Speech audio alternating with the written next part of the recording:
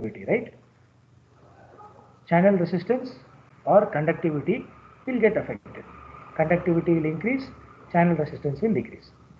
This modulation of the channel length is known as the channel length modulation, and it leads to a slight dependence on the VDS. So how does this vary? This varies with the L parameter in the system.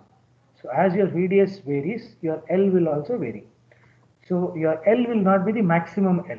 Okay, you will have something less than the maximum. So if you see your ID equation which was there, so when your channel is built,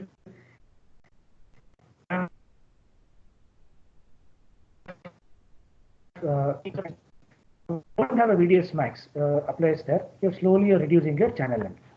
So this decrease in the channel length essentially increases the drain current in ID.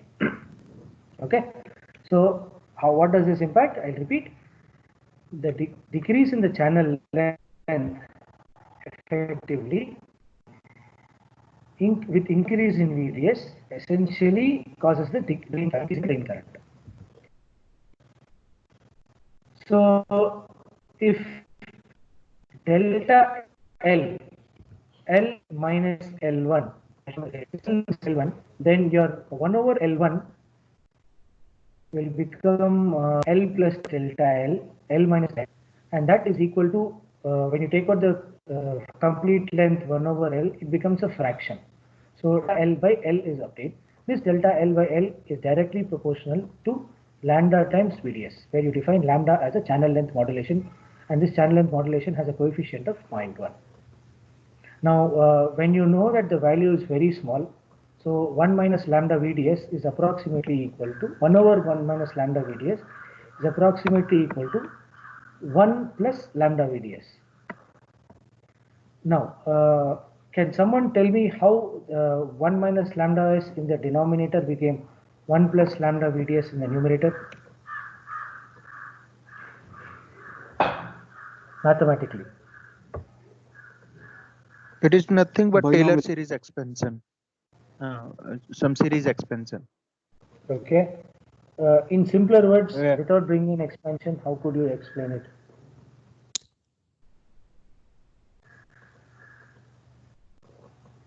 Considering lambda VDS small, they have derived it.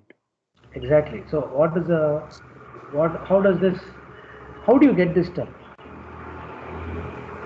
So the denominator, binomial theorem. Okay, binomial theorem is fine. Somebody said denominator. I'm not sure who is that. Okay, go ahead. yeah, the denominator is very small, like it. So the numerator is 1, right? So the denominator will be 1 minus a very small amount. So Okay. if you divide that value,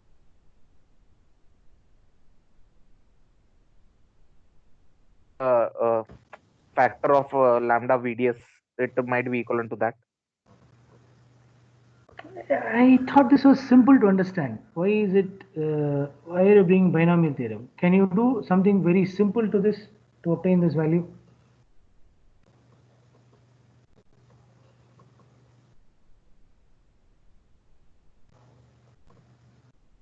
See, the easier way to do is, okay, let me multiply the numerator and the denominator with 1 plus lambda VDS.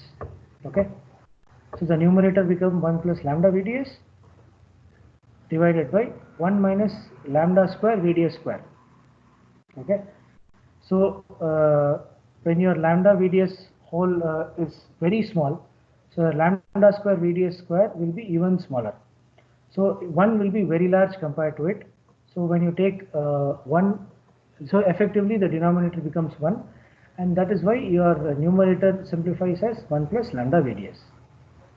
So now, so for people who said binomial theorem, expand the binomial theorem in the first few terms and tell me how this is coming.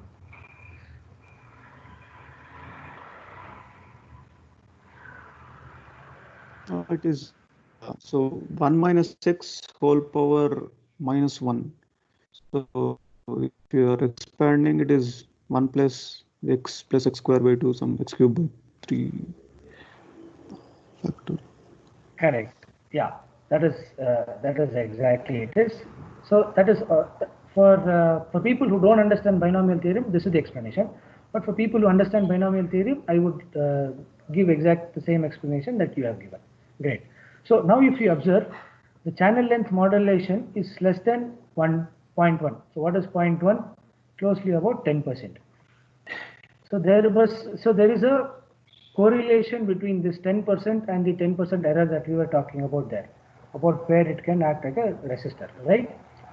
So how does that value come into the picture? You can see the graph below. There is a certain discontinuity in the graph when you start from your linear region and pinch off starts occurring. This pinch off effect can be seen at different coefficient levels. So if your VGS value is very small, okay, then you can see that VGS minus VT, when you have that with respect to the VDS, you will see a very small slope. But as you increase the VGS, the slope increases. That is the pink color graph that you see. And this pink color graph is typically understanding of what is the amount of channel length modulation and the amount of large current that can be pumped into the system. So this is the vary that you've got. Now, how do we define what is the range or typical dependence on VDS? That is because we generally don't like to operate it at a high slope characteristics. Even when we have a large current requirement, you would increase the geometry of the device rather than increase the VGS minus VT value. Because one thing we know that if you increase the VGS minus VT value, the transistor becomes very sensitive to the change, like how we have seen, right? The GM becomes very sensitive. You don't want the GM to be that sensitive. So you will try and keep the GM value smaller if needed, but increase the device size to get more amount of current. So the current per unit area will, you will try to keep it constant, such that you get a very stable circuit without having too much sensitivity. Okay. So continuing, now once this slope is identified, that you know what is the value that is present in the saturation region and do, you will express the channel length modulation as kind of an early voltage. Okay, what is simply early voltage? It is an inverse value of lambda. Now how is this set? This set is an extrapolated value from the graphs of the slopes that you do for your ID VDS curve, and when you extrapolate the value on the negative side, you typically tend to converge at one particular point. This parameter is generally set at the time of fabrication. Okay, so this slope is now maintained by the fabrication technology people, and this is something that you will have to work with. Circuit designers do not have an option on this. So to understand what is the early voltage, you can see the graph on the right hand side where you see what is the extrapolated value that is observed, and using this it helps you to design what is the effect. So that is why when you move from one technology node to another technology node, an efficient circuit designer would first plot what is the ID VDS curve for various VGS value to understand what is the slope coefficient that is available. Once he has an understanding of what is the lambda factor, then he will get to understand what is the channel length modulation coefficient that is at. Is it 5% or is it 20%? So it is like either it is 0.05 or it is 0.2, 0.05 or 0.2, where 0.2 be kind of the maximum value that generally encountered practically, and we check that. So what do you mean by 0.2? You're losing about 20% of the channel because of this modulation. So 20% of the channel at already smaller channel levels is very bad. For example, if you have a 7 nanometer channel and 20 nanometer is like 1 nanometer there. So 1 nanometer with respect to 7 is fairly large.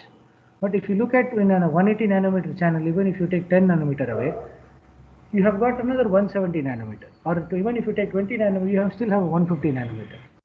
Your channel length modulation will not affect or impact the system that bad, because you still have a significant portion of the channel available. So this is the kind of the slope factor that we are talking about, that the people, the technologists will be utilizing. Okay. So where can this be utilized? So another way of writing. So you will utilize the lambda as 1 over VA, and this can be placed in the Yes. Yes. Okay. Like the last point what you have mentioned, Uh-huh. if you're going through very less channel length, like 7 Right. nanometer, Mm-hmm. and if change in length is 1, like delta L by L, the Mm-hmm. approximation what we are making, and like approximation making for binomial expansion or so other thing what you have explained, will Mm-hmm. that still holds? Uh, practically, it will not hold because Yes. you have it is a significantly large portion. So that is why your channel length modulation, when you go to lower technology nodes, is not going to hold because there, along with your square law model, you will also have additional challenges where you will not have a direct the square law dependence will not be seen. Your VGS minus VT will not be directly dependent on the square of the value. You will have a lot more VDS dependence. So when the significant VDS dependence comes in, you will enter into the another equation like your triode equation where you have VDS term and a VDS square term. So you will have a combination, your practical implementation will be in between these two terms. So not exactly square law, not exactly linear. So both will be applicable practically. But academically, for whatever reasons you take, you will have to do this.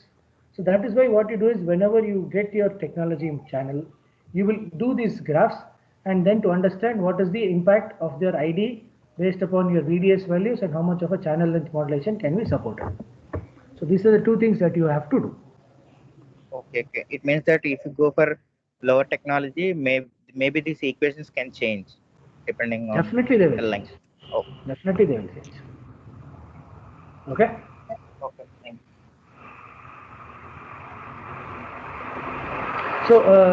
So this is why in the last equation there is a definition which is coming saying if you can define in the absence of any channel length modulation or it is an ideal source or ideal scenario, you will get ID1 is IDI or you would say is your 1 by 2 UNCox W by L VGS minus VT the whole square.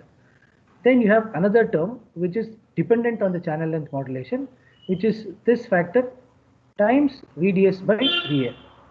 So this VDS by VA shows how the current behaves as a function of voltage. So this is the current dependence. So as you move across the function. So if you can compare this VDS by VA as a percentage increase in drain current over its ideal, then there is a saturation value that you will have to increase. So unnecessary extra current flow in the system due to the presence of channel length modulation or due to the presence of a large VDS can be seen. So that is why it is a positive increase. So it may be beneficial that you can work, but this positive increase is directly dependent on what is the slope of VDS by VA. Okay. Now let us introduce another portion in a third way, like Daudi have said, how to describe the extra current channel ratio. So this is called your drain output resistance or R0. This is a typical R0 we will observe in our small signal models. So this R0 is defined as 1 over lambda IDI or PA by IDI. So when you do not know what is the lambda coefficient that is coming, you do not know whether it is 0.1, 0.05 or 0.2, you cannot make guess. Then easier way is plot the graphs, see where it is interpolated, find the VA value and keep this VA value over the current and use this as a reference point in your output resistance calculation. Okay, so this is one way you can write it. So now you have output resistance equivalence. You can introduce in your current equation. So current equation become 1 over 2 mu n Cox W by L VGS minus VT plus VDS by R out. Now if you see the square law model is not there here, like I was mentioning for low technology nodes. It is not square law but is linear, but you have a factor with respect to VDS coming into the picture and the R0 already in picture. So you will have an R0 and a VDS dependence on the circuit in this kind of condition. Okay, so this we can interpret this extra drain current, that is the current flowing through the drain output resistor. So finally, we have to remember three important things about channel length modulation. The values lambda and VA are MOSFET device parameters. The circuit designer has no control. This, it is basically controlled at the technology level. But drain output resistance is not dependent on that. So that is the amount that we can control using the amount of current that is flowing.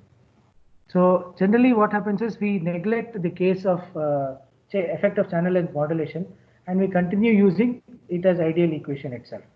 But it does not mean that VA is infinity and R naught is infinity. And it is definitely not the case that VA is not 0 and R naught is not 0.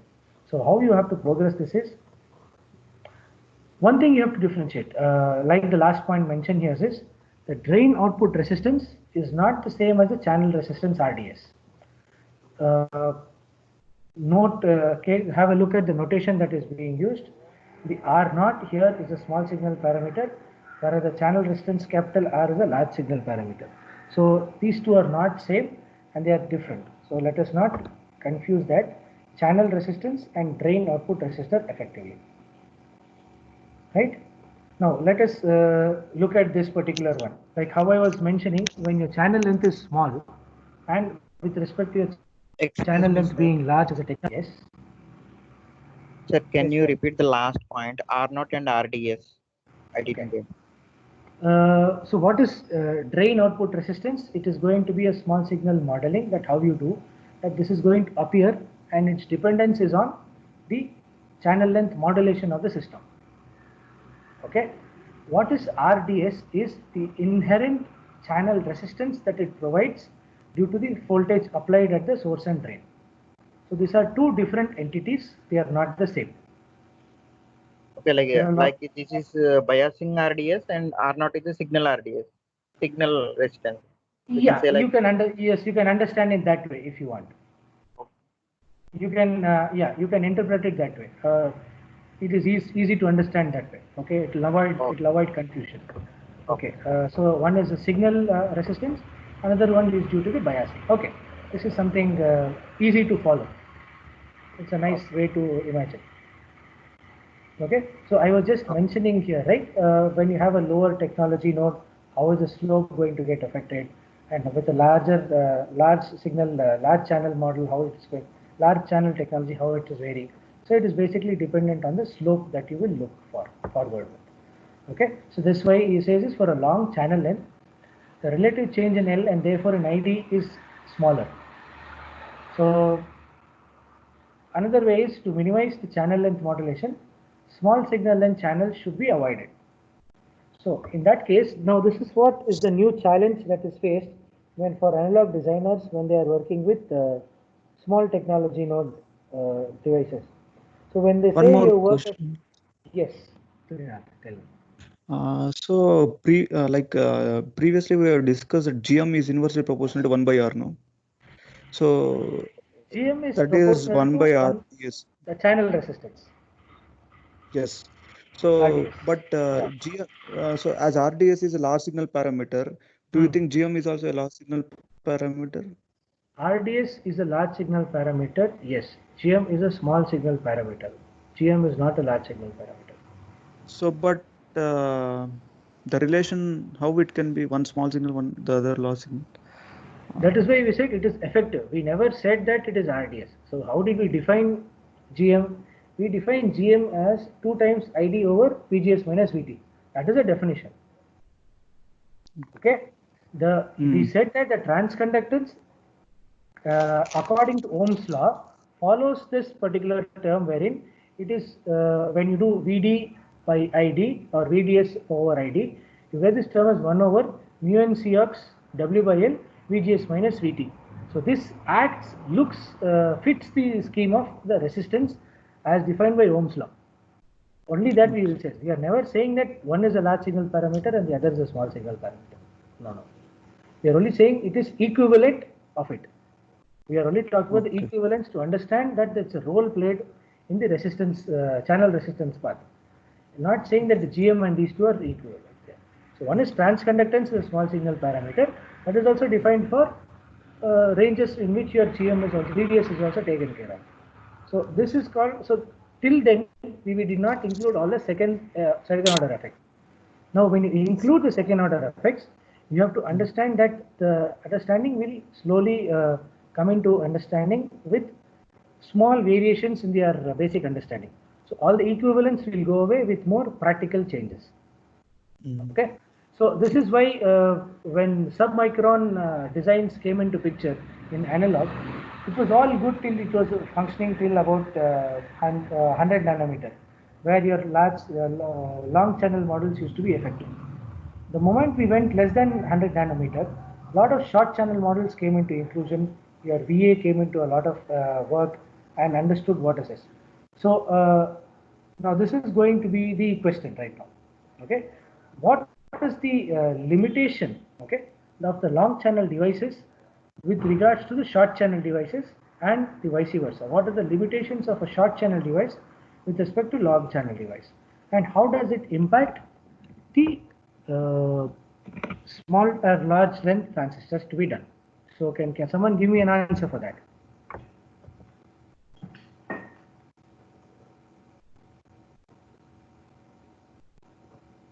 Can you repeat the question, sir?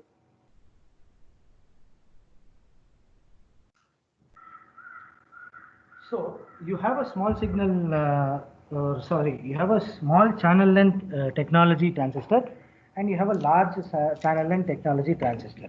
Now, what are the difficulties with, or what are the limitations of the lamp channel devices with respect to the short channel devices, or what are the limitations of the small channel devices with respect to the large channel devices?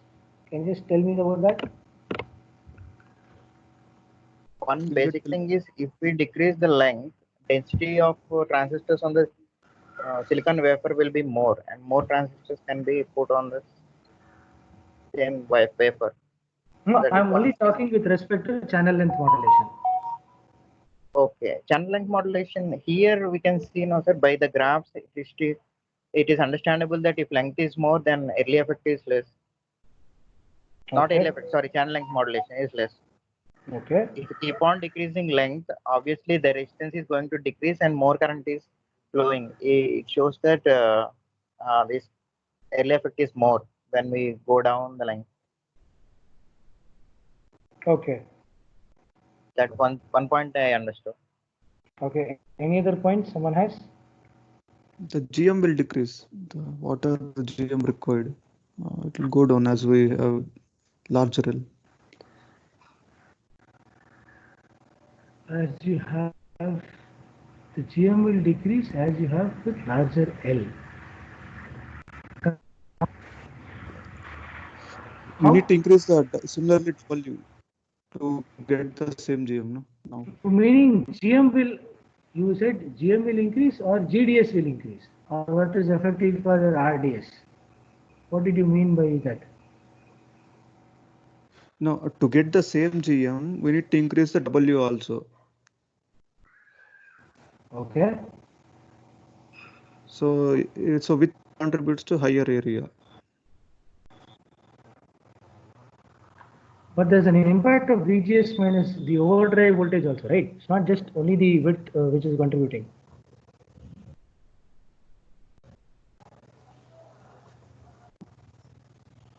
That impact our technology decision, right?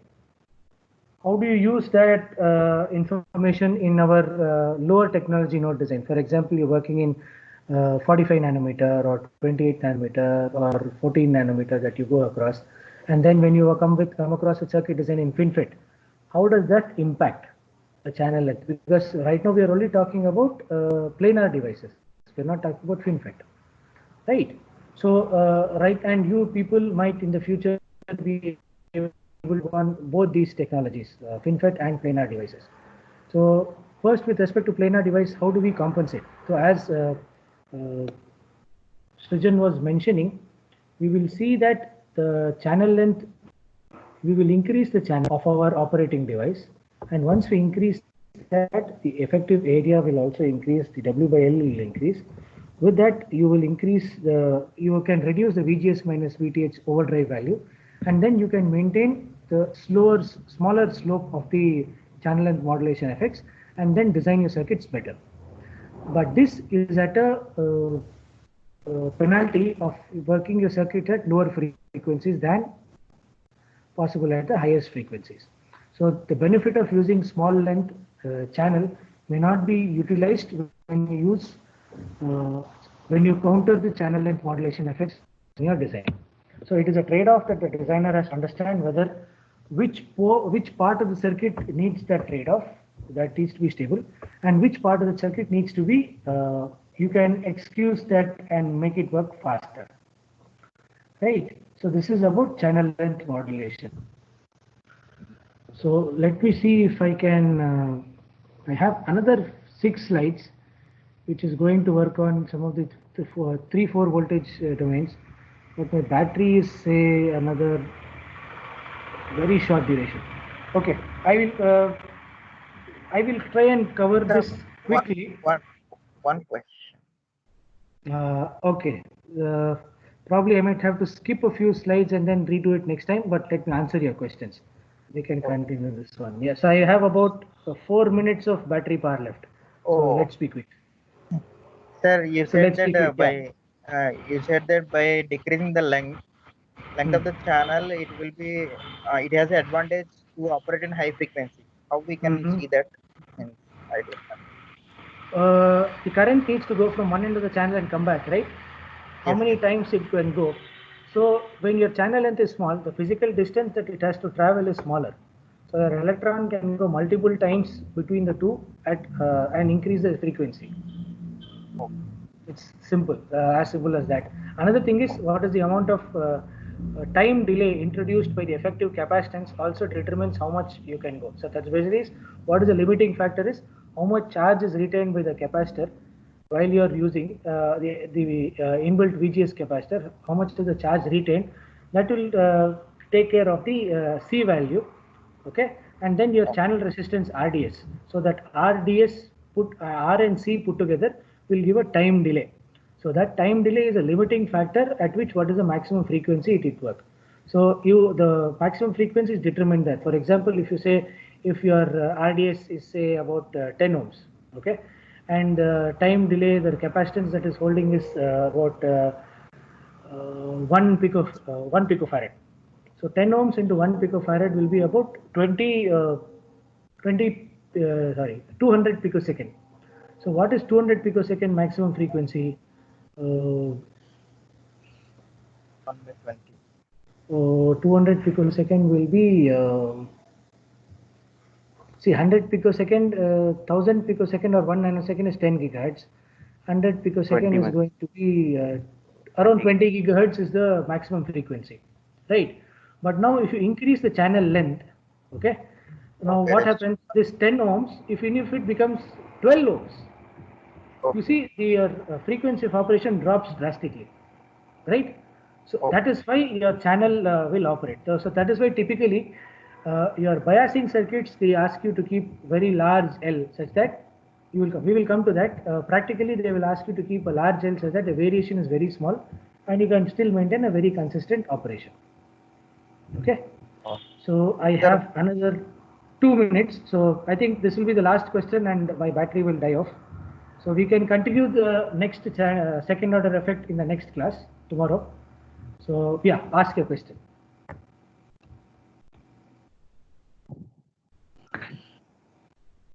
So this channel length modulation, the effect of channel length modulation is we are not able to effectively design current source. Is it like that or any other thing?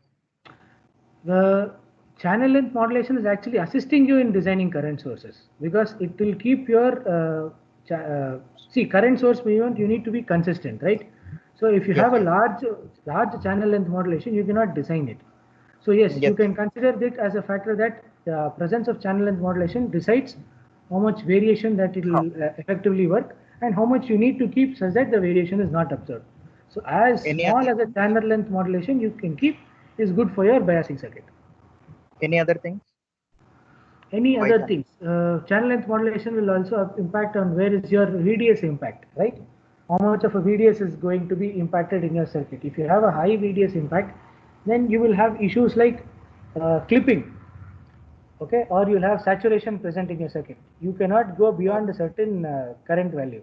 It's also a limiting factor for your current value for a given W by L and VGS minus VTH. Okay, so if you have that will be a limiting factor. So you can always say, so I have a very large device, I'm able to use this, but my system is not going to I'm not getting sufficient current, though the theoretical value says much higher. So the answer to that question is yes, the theoretical value says that, but the VDS by VA or your lambda VDS factor is one which will also impact what is the amount of current that you can keep and what is the amount of resistance that you can keep at the output. So these two factors also will come into place. So this channel length modulation second order effects are actually pretty enhanced when you work at higher frequencies, not at lower frequencies. Okay, I think I will probably close the design now, close the session now, because I have to stop the recording button for the recording to be active. Otherwise, we will lose the recording. So let me first close the recording such that internet allows it in the background.